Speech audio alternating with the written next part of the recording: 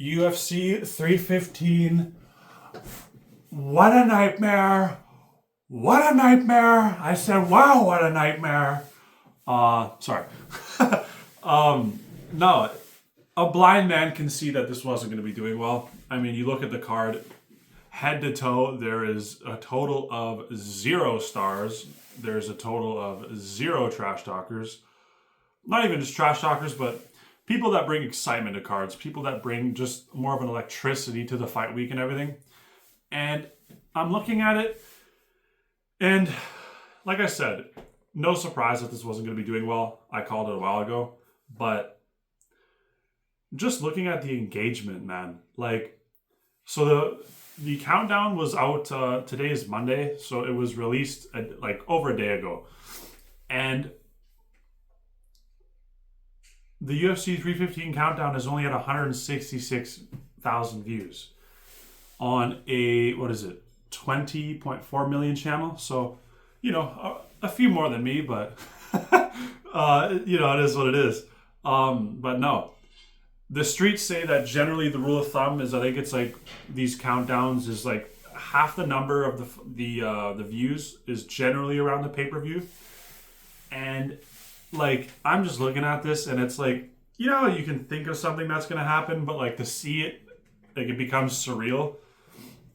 It's just, we're getting into dangerous waters here for UFC. And not to mention, you look at the other cards that they brought to Canada, the recent pay-per-view ones. The most recent one that I can think of, I was looking down the pay-per-views to see which one it was, and it was the Strickland versus Duplessis one. And looking at this card too, it's other than the Strickland Duplessis card or the fight and for the hardcores, Arnold Allen and Mozart, that's it. All the other fights are fight night at best. You know what I'm saying? And I just really think that I don't know if the UFC has a Canadian issue. They don't like Canada. That's why they're giving a lot of these bad cards to them. You gotta feel bad for the Canadians, I guess, but at the same time, it's they don't really have anybody that's coming up. But still, you would think that they would put on, somewhat of a decent fight to hype up the fan base. I get Canada's probably more hockey based these days, but still, there's always room for growth for the UFC. I get it's a global sport, but you still gotta, show off the Western Hemisphere a bit. You know what I'm saying? I don't know. It's just, not only that, I'm looking at this UFC card. So you got Bilal versus JDM. 0 hype on this fight. No one's, they're not pay-per-view superstars by any stretch. Jack Della Maddalena, great fighter, but might have one of the most boring personalities on the face of this planet at the moment. You got Bilal, who is also extremely boring. And, and that's the thing, JDM, it's not even like he's coming off of some big win. His last win was Gilbert Burns. And sure, it's a good win, but he's coming off an injury, so that's even more going on Bilal's side. Plus, I know Bilal's coming off an injury too, but not as severe, whereas JDM was out for I think a year. Bilal is just, I don't know. It's just, that's the thing. I'll give Bilal credit, right? At least he somewhat tries to, talk trash, but it just sounds like a 5-year-old at a kid's park. It's you suck, you suck. And cage fighter who refuses to swear. I mean, hey man, I guess we all have a bit of different morality, but I'd much rather have someone curse and swear at me than beat my brains in. That's just me. I don't know. I'm crazy like that, I guess. God forbid one of your fans sees you swear, but potentially, well, I guess not Bilal because he couldn't knock out a fly, but in general, I'd much rather my kids see me swear than beat the living fuck out of somebody. Hey, what do I know? And then down the card, you got Valentina versus Menon Fiorot. I get Valentina's been around forever, and I'm sure she has a fan base for sure, but pay-per-view wise, 0.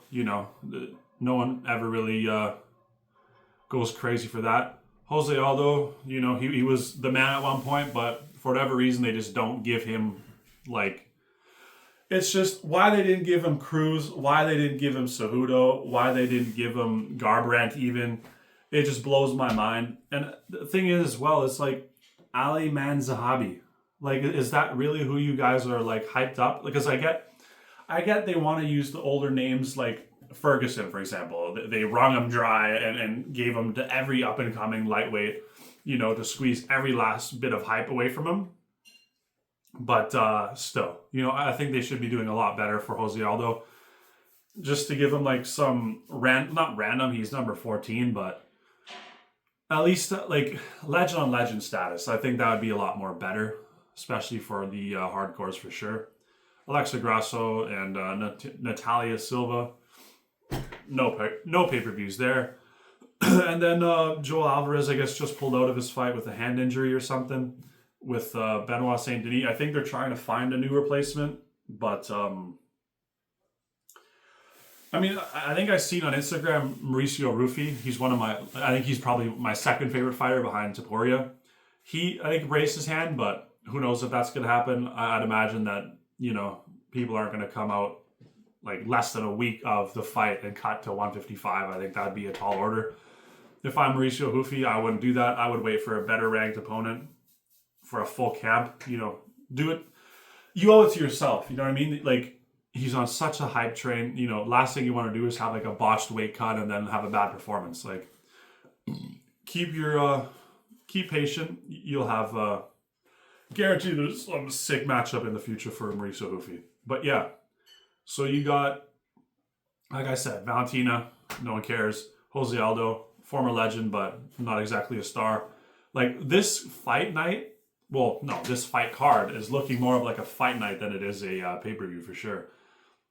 Honestly, and I think Bilal's going to beat JDM, I'm more excited to see the pay-per-view numbers, and I know they don't, you have to go, you know, on this wild goose chase to find the pay-per-view numbers these days, but I'm honestly more excited to see the pay-per-view numbers than I am the actual fight itself, and that's pretty sad.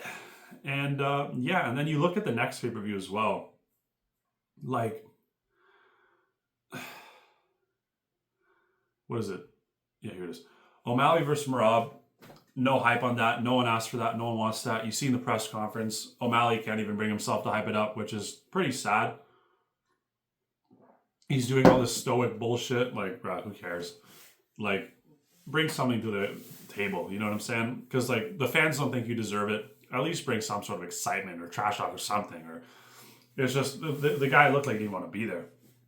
Juliana Pena, Kayla Harrison. Who cares? Not a huge pay-per-view. Well, not a pay-per-view draw at all. Vicente Luque versus Kevin Holland. That's fight night. Joe Pyfer versus Kelvin Gastelum. Fight night. Marlon Vera versus Mario Batista. That's a fight night. Like, none of these like, sure, some of these fights might be good, but to put on a pay-per-view, like, this should be prelims of the pay-per-view, not the pay-per-view, man. It's remember, like, Shrek, where it's like, I need a hero. Like, honestly, we need something big for these next few, because these next two pay-per-views are absolute abysmal. UFC 317, Ilya Taporia, I think he confirmed, like I said on my other videos. We really, really, really need a hero because this summer is not looking good. Not only that, you look at the fight night cards, like, man, what a nightmare. Like, it's getting really old when it's like these what is it? I think it's like $80-$90 depending on where you're at. For, you know, one fight at this point that you're excited for on these pay-per-views. Like, it's just, I don't understand what the UFC is trying to do here, especially with Canada. Like, you gotta feel bad for those Canadians, but it's just sad, bro. Like, I don't know. And then, like I said, last pay-per-view, Strickland 1 versus Duplessis. I mean, yeah, that was great. The first fight was decent, but I mean, the rest of the card was abysmal. And no, I just, at this point, UFC, if you don't fuck with Canada, you don't respect Canada, don't even come at this point, man. Like, I don't know. It's just, they need to do better. Like, it's just sad. It's just sad because it's like a lot of pay-per-views in the UFC, like unless you're going to Abu Dhabi, like I don't know. Unless you're going to Abu Dhabi, there's really no point of going like live to those cards because the rest of them are not they're not very good. I get the whole Middle Eastern money thing, like, you know, especially in the Arab Emirates, they got a lot of money, so that's probably why they're getting a lot of these decent cards. Especially you got like the Muslim fan base, so you got like Makhachev, Khamzat, like a lot of those like stars that are going there. I mean, it is what it is. Like they like to go fight, I guess, around their home crowd, you know, closest as it could be, aside from like being in Russia. But I don't think they're gonna do a Russian pay per view. But yeah, it's just I don't understand why we can't have like good pay per views anymore. These pay per views are looking, aside from the ones like I said in the Middle East, they're just looking like glorified fight nights, and I don't know. I don't know. Like, I don't know if the Canadians just love having fights in general because they never really come, but you know, I can't imagine Canadian hardcore fans are amped about this card, and I really think that they need to do better.